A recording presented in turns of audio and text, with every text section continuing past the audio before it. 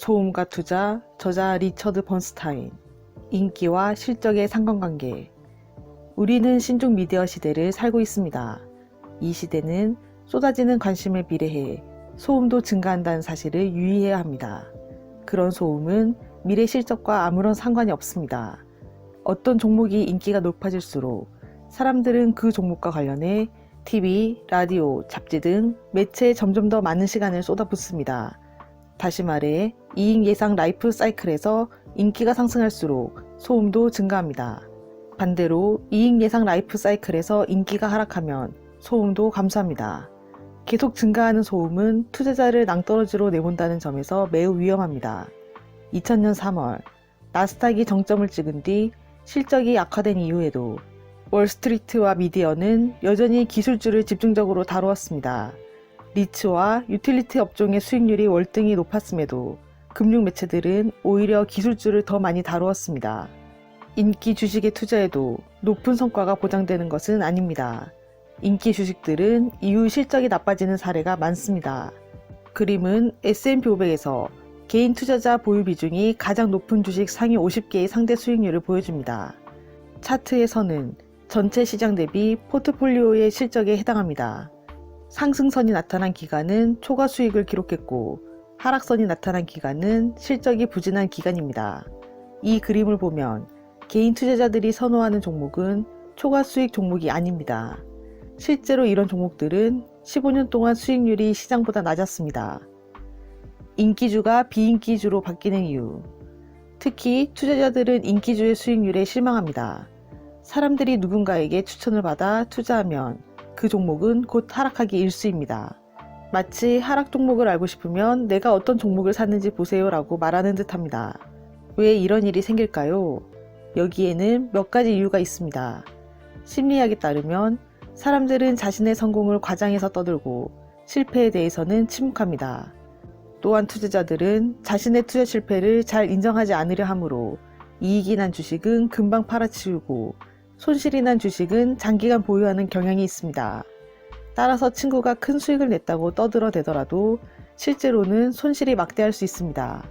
우리 리서치팀이 최근 연구한 결과에 따르면 지난 5년간 인기 있던 주식이 그 후 5년간 실적이 좋을 가능성은 작았습니다. 우리는 PER로 주식의 인기를 측정했습니다. 연말 기준으로 저 PER 주식들은 비인기주로 분류하고 고 PER 주식은 인기주로 분류했습니다. 흔히 관가되는 고 PER 인기주의 위험을 잘 보여줍니다. 인기도와 실적 사이에는 역의 상관관계가 존재하는 듯합니다. 소음과 성장 투자자. 인기주를 고점에서 판 사람이 얼마나 될까요? 성장 투자자들은 대부분 성장주를 찾기는 쉽지만 고점에서 팔기가 어렵다고 말할 것입니다. 성장 투자에서 매도가 어려운 이유는 무엇일까요? 한 가지 이유는 성장주가 이익 예상 라이프 사이클에 12시에 접근할 때 가장 긍정적인 뉴스가 쏟아지고 가장 많은 관심이 쏠린다는 점입니다. 펀더멘털 분석은 소홀히 하면서 과거 실적이 좋았다는 이유로 소음에 휩쓸려 주식과 사랑에 빠지면 악재가 쏟아져도 못 보기 쉽습니다. 따라서 성장 투자자들은 소음에 휩쓸려 적절하게 매도하지 못하는 탓에 실적이 나빠지기 쉽습니다. 소음과 가치 투자자. 가치 투자자들은 주식을 지나치게 오래 보유하게 될까봐 걱정합니다. 이들은 장기 보유에 대해 성장 투자자들보다 더 많이 걱정합니다. 가치 투자자들은 주식을 지나치게 서둘러 사는 탓에 실적이 나빠집니다.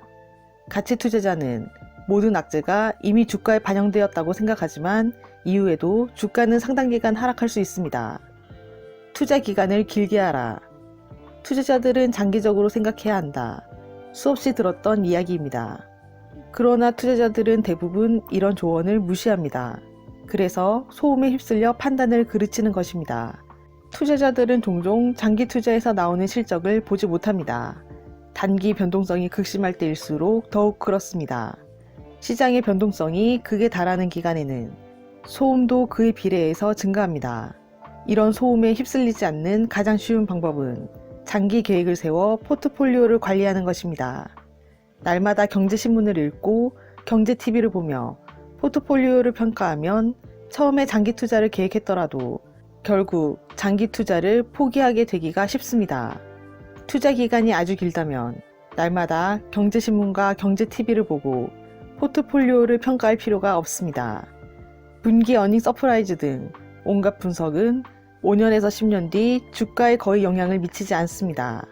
따라서 진정한 장기 투자자는 시장을 매일 접할 필요가 없습니다.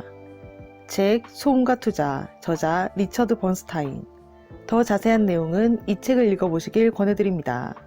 구독과 좋아요로 부연책방으로 입장하세요. 감사합니다.